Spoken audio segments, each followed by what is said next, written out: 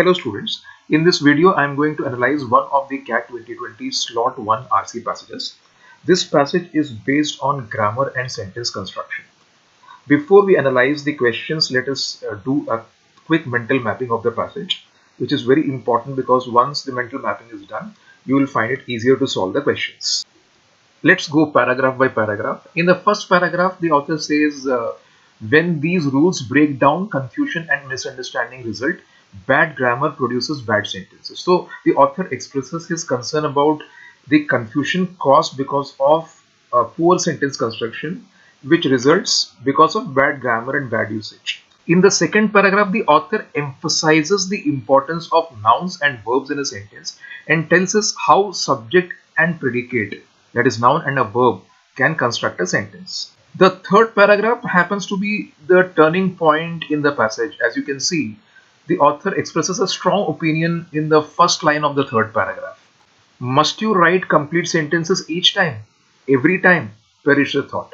When he says perish the thought, it means that he is of the opinion that every time constructing complete sentences or complex sentences is not required.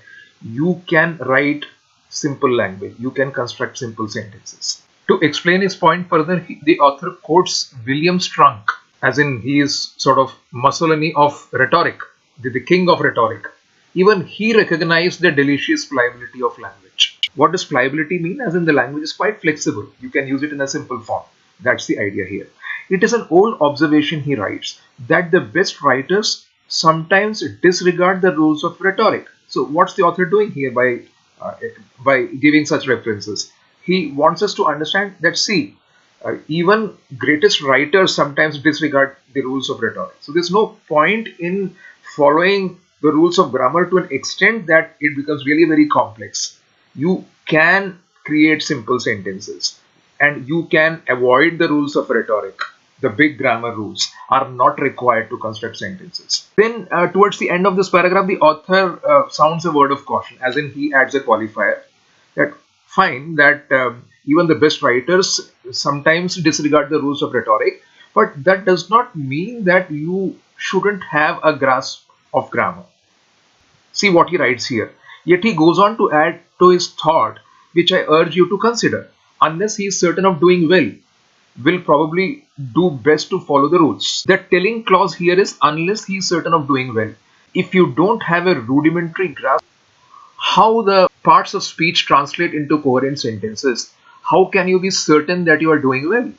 So the main point here is, it is fine if you do not understand the complexities of language or the rules of rhetoric, but you should have a rudimentary grasp of language. A basic understanding of grammar is required. Otherwise, you will not be able to rule out the possibility of committing mistakes. So what does this all boil down to?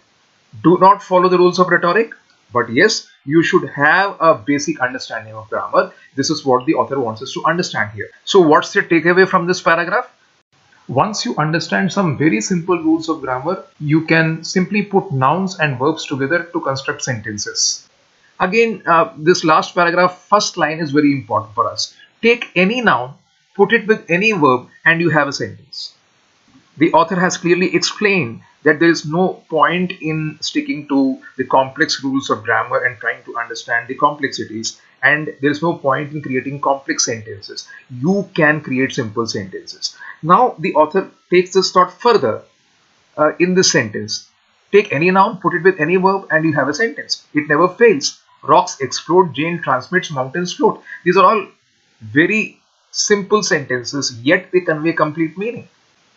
And to further strengthen his point of making simple sentences, he says that even if there are only two words in a sentence, they can create a poetic effect. So well, you can create a sentence with two words, and therefore he brings forth the simplicity of noun verb construction here. So all in all, in this paragraph, he educates us to make the sentences as simple as possible and gives us examples. See how simple it is to make a sentence with two words, and it can still be effective. And if you really want to confirm that the author has stuck to this point or has drifted away from this, look at the last portion of the passage. If you start to freak out at the sight of such unmapped territory, unmapped by you at least. Just remind yourself that rocks explode, Jane transmits, mountain floats, and plums defy. So, see, like basically, if the complexity of language bogs you down, if you are really confused about how to make sentences, come on.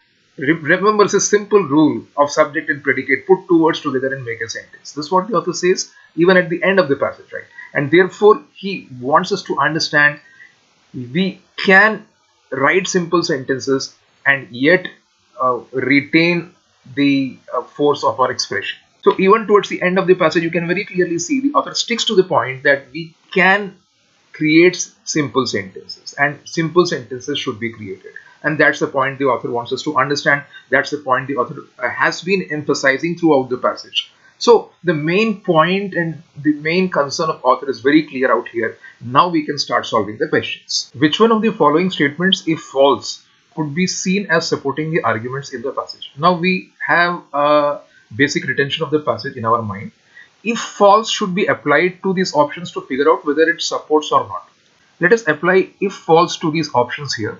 It has been observed that writers sometimes disregard the rules of rhetoric. This is a premise. This is a point that the author uses to support his arguments in the passage. I have already explained this to you. So if this is proved false, it will not support the argument. It will weaken the argument. Therefore, this option can be quickly eliminated. Option 2. Perish the thought that complete sentences necessarily need nouns and verbs. This sentence means that complete sentences do not necessarily need nouns and verbs. But the author has very clearly stated in the passage that based on nouns and verbs we can construct sentences, which means the opposite of this should be true to support the author's argument. So if false, this will support author's argument. If false, this will be like, don't perish the thought that complete sentences necessarily need nouns and verbs. Only then we can construct simple sentences. And therefore, if this is false, then it will support author's arguments. So this can be the correct option. Third says, regarding grammar, women writers tend to be more attentive to method and accuracy. It cannot be related to passage in any way because the author does not talk about women writers. Fourth, an understanding of grammar helps a writer decide if she or he is writing well or not. Again, this point is used by the author to explain his thoughts. So if this is proved false, then the author's argument will not be supported. In fact, it will get negated or weakened. And therefore, this can also be quickly eliminated. The correct option, therefore, is option 2. This one. Perish the thought that complete sentences necessarily need nouns and verbs. All of the following statements can be inferred from the passage except that. This is question number 2. Now, this is an easy to solve question. Let's see how. The options 1, 2 and 3 can be easily eliminated because the statements given in these options can be directly inferred from the passage. Let's see how. Grammar police is a metaphor for critics who focus on linguistic rules. This is the first option, and the second one is sentences do not always have to be complete. Let's go back to the passage now. If your work consists only of fragments and floating clauses, grammar police aren't going to come and take you away. This very clearly indicates that grammar police keeps an eye on fragments and floating clauses or on the wrong constructions. Therefore, I can infer that grammar police are the metaphor for the critics of linguistic rules. First option can be inferred. Second one, must you write complete sentences each time? Perish the thought. Perish the thought, which clearly indicates that you are not required to write complete sentences every time. And therefore, the statement given in the second option can clearly be inferred. The third option says the subject-predicate relation is the same as the noun-verb relation. Let's figure it out. Read this portion. A sentence is by definition a group of words containing a subject which is a noun and a predicate which is a verb. This clearly shows that the relationship that exists between the subject and the predicate should be same as the one that exists between the noun and the verb, and therefore this inference can be drawn. Now you can clearly see how the statements given in options 1, 2 and 3 can be easily inferred, and therefore all the three options can be eliminated. Look at option 4 now. The primary purpose of grammar is to ensure that sentences remain simple. Let us go back to the passage to figure this out. Let's read this portion now. Strunk and White caution against too many simple sentences in a row, but simple sentences provide a path you can follow when you fear getting lost in the tangles of rhetoric. All those restrictive and non-restrictive clauses, those modifying phrases, those appositives and compound complex sentences. See, it's very clear from this that grammar as such deals with complexities of language. It's not that the primary purpose of grammar is to make the language simple. The author advises us to stick to some simple rules of grammar so that it becomes easier for us to construct some simple sentences. That's the advice coming from the author. That does not mean that the nature of grammar is such that it only deals with simple aspects of language. It is not so, and therefore this cannot be inferred. The correct option therefore is the fourth one. Question number 3. Which one of the following quotes best captures the main concern of the passage? Having understood the passage in its totality, it's not very difficult to identify the main concern of the passage. To explain this, let me take you back to the passage. When these rules break down, confusion and misunderstanding result, bad grammar produces bad sentences. The structure of the passage clearly throws light on the author's concern. His primary concern is how to ward off this confusion, how to tackle this problem of bad grammar producing bad sentences. What should be done?